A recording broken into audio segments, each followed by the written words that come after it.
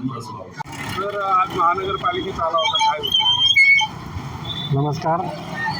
आज महानगरपालिकेमध्ये येण्याचं नियोजन असं होतं की रेणुका माता मंदिर बीड बायपास सातारा परिसर ते धुळे सोलापूर हायवे या रस्त्यावर वेगवेगळ्या एजन्सीजनी काम करण्यासाठी, जसं पाईपलाईन आहे, गॅस लाईन आहे आणि ड्रेनेज लाईन आहे, अशा वेगवेगळ्या कारणास्तव त्यांनी डांबरी रस्ता खोदून ठेवलेला आहे. परंतु तो रस्ता खोदल्यानंतर शासनाच्या नियमाप्रमाणे तो रस्ता जसा होता तसा करून द्यायला पाहिजे.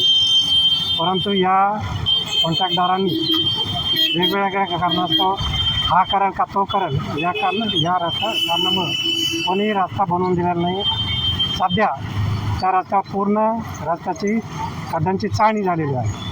त्याचं निवेदन देण्यासाठी आम्ही महानगरपालिकेमध्ये आपण महापौराला भेटलात, महापौराची काय चर्चा झाली आणि झालेल्या चर्चावर आपण समाधानी आहात का? हो, महापौर साहेबांनी, आदरणीय महापौर साहेबांनी खूप सकारात्मक व्यवस्थेनं हे निवेदन स्वीकारलेलं आहे आणि त्यांनी लागलीच 2 दिवसामध्ये खड्डे बुजवण्याचं काम करण्याचे आदेश देतो असं सांगितलेलं आहे. आयुक्तांची आपली काही वादावादी झाली असंही ऐकण्यात येतं. आयुक्तांची वादावादी होण्याचं कारण तसं काही नाही आहे. आम्ही जनतेच्या कामासाठी आम्ही त्यांच्या कॅबिनमध्ये गेलो होतो.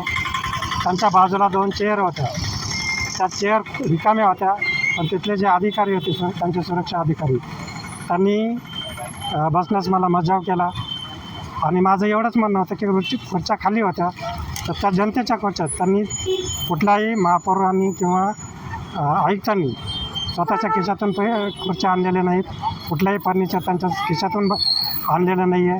तर सामान्य जनतेसाठी आहेत, तर सामान्य जनतेला तिथं बसून द्यायला काही हरकत नव्हती. आयुक्तांशी जे आपला वाद झाला, शाब्दिक वाद जो झाला, काय वाटतं हे योग्य आहे? हे नक्कीच योग्य नाही आहे. हे IAS लेवलचे अधिकारी आहेत, यांना ह्या गोष्टी समजायला पाहिजे.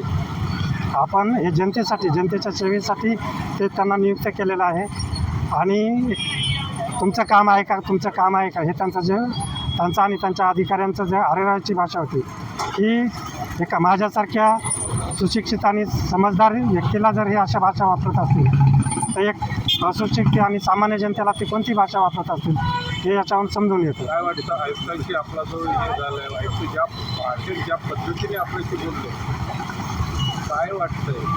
हे नक्कीच निषेधार्थ आहे. याचा निषेध करावा तेवढा थोडा आहे की माझं वैयक्तिक सोडून द्या, मी कोणत्या पदावर आहे काय त्याच्याशी काही देणं घेणं नाही, पण एक सामान्य जनतेचा समाजसेवक, जनतेचा सेवक या नात्याने त्यांनी अगदी प्रत्येक त्यांच्या कॅबिनमध्ये येणाऱ्या व्यक्तीशी सौजन्यानंच बोललं पाहिजे अशी आमची एक इच्छा आहे.